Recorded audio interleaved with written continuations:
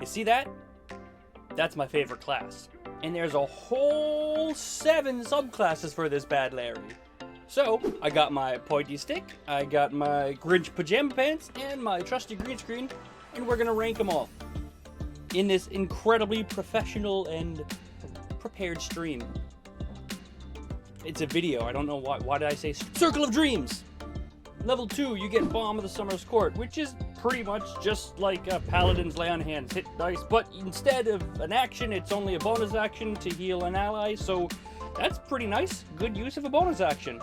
However, at level 6, you get Hearth of Moonlight and Shadow, which kind of sucks. You pretty much get Tiny Hut and some bonus to your stealth checks for your party, which, yeah, there's nothing really great about that. Level 10, you get Hidden Paths, which is pretty freaking cool. You can just teleport as a bonus action a number of times per day, I think towards your druid level, something like that. Or you can use your action to teleport another willing creature. You can just be like, over here, and then, I'm over here now. That's pretty good. So far, that's 2 out of 3 positives. And at 14th level, you get Walker of Dreams, and no, you're not sleepwalking, you just get the ability to cast Dream, Scrying, or Teleportation Circle, I think once per day, once per long rest. But where does it rank? Well, got this handy dandy chart right here, and I can place it anywhere between peak and hot garbage.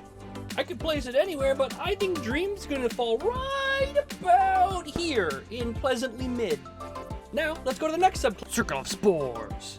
People love spores, don't know why. Maybe they just like mushrooms, maybe they did too many drugs in high school, who knows. At 2nd level, you get circle spells with Chill Touch, Animate Dead, Blindness, Deafness, Cloud Kill, and some other ones I can't remember. You also have Halo of Spores, which pretty much lets you deal some necrotic damage to enemies as a reaction if they fail a save. If they ever fail a save. They don't. You also get Symbiotic Entity, which is kind of cool. It makes your attack deal extra necrotic damage and gives you some temporary hit points, but, you know, druids are well known for hitting things with melee attacks. At level 6, you get Fungal Infestation, which pretty much allows you to use your reaction when a creature falls to raise a zombie. This guy. At level 10, you get Spreading Spores, which is just an extended Halo of Spores ability. Yep. At level 14, you get Fungal Body, which makes you immune to being blinded, deafened, frightened, or poisoned, which honestly is pretty cool, but deafened? Really? Has anyone ever been deafened in D&D? All of this earns Circle of Spores a comfy spot in the recycled paper shopping bag tier. I forgot to do stars, and I'm not setting up the whole thing again, but it's probably somewhere over here. Let's talk about Circle of the Land. At 2nd level, you get a bonus cantrip. Yay! You also get Natural Recovery, which allows you to regain your spell slots spent up to half of your druid level, which is pretty good, albeit not super exciting, but it's still pretty good. I'm still drinking coffee, and there's nothing in it. It's empty. The rest of the land druid is pretty much just spells. Arctic, grasslands, forests, desert, coastlands, swamp, mountains, any kind of land druid you want to be, we got it for you. All of them have their own unique spells, but let's be honest, everyone's going to choose the same one, probably. At level 6, you also get Land Stride, which means non-magical difficult terrain can't impact you, which is really just not as good as it sounds. How often are you going to be impeded by non-magical difficult terrain? At level 10, you get Nature's Ward, where you can't be charmed or frightened, so that's something. Oh yeah, and you're also immune to poison and disease. You know, like the Spores Druid we covered already. At 14th level, you get Nature's Sanctuary, which is pretty much a glorified sanctuary spell. At 14th level. It's kind of a bummer where I put land, because I actually do like the subclass and the theming of it, but honestly, it's gonna earn its spot in the just flat out recycled tier. And I mean recycled like it should be recycled and redone, because it's kind of boring. Next up, we have Circle of the Moon. I'm not going to pretend like we don't all know what moon druids are, right? You get a better wild shape. That's the whole shtick of the moon druid. That wild shape is just light years better than any other thing that the other druids can do. Their attacks become magical at level 6, they can turn into freaking elementals at level 10, and at level 14 they can cast Alter Self on themselves at will.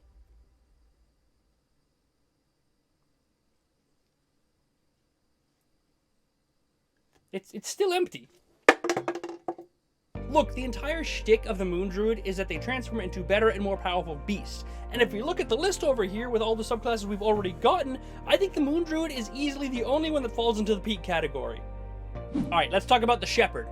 At level 2, you get Speech of the Woods. You can speak Sylvan and talk to little critters in the woods. But you also get a spirit totem based upon a certain type of animal that you choose. You can be a bear spirit, a hawk spirit, or a unicorn spirit.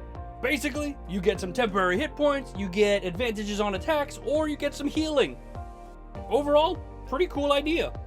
But at 6th level, you get Mighty Summoner. Get this, any creature you summon has 2 additional hit points based on how many hit die they have. And their attacks are magical. There are so many people on the internet that will tell you this is such an amazing subclass, and I'm not seeing it yet. At level 10, you get Guardian Spirit, where if a summoned creature ends its turn within a radius around your spirit totem, they heal for half of your druid level. That's only ever going to be a max of 10. But at level 14, you get Faithful Summons, which, whenever you hit 0 hit points and drop unconscious, you automatically summon a 9th level Conjure Animals which will defend you. This is pretty damn cool and the best ability in the entire subclass. However, it does require you hitting 0 hit points, which is less than ideal. Overall, where do I put the Shepherd in this list here?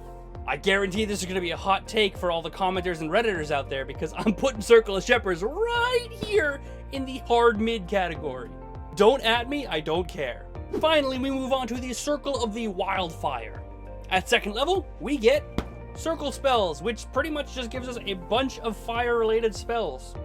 We also get a Wildfire Spirit, which is honestly kind of cool. You get a little pet, but it's really not that impactful. I mean, see for yourself, this is the stat block. The only cool thing about this stat block is its fiery teleportation, which, if I'm being honest, is just a worse version of Misty Step. At level 10, you get Cauterizing Flame, and any creature that perishes within a certain radius around your Wildfire Spirit gets a weird spectral fire, and if one of you or your allies walks into that space, you can use your reaction to heal them for, I think, 2d10. This is kind of a cool ability, but it does require you to be consistently ending multiple creatures to actually get any bonus from it, which is kind of restrictive. And at level 14, you get Blazing Revival, which is pretty much just sacrificing your pet instead of yourself, where if you drop to 0 hit points, you can instead sacrifice your Wildfire Spirit to instead raise yourself to half of your total hit points. Again, pretty cool, but another 14th level feature that requires you to hit 0 hit points to be effective.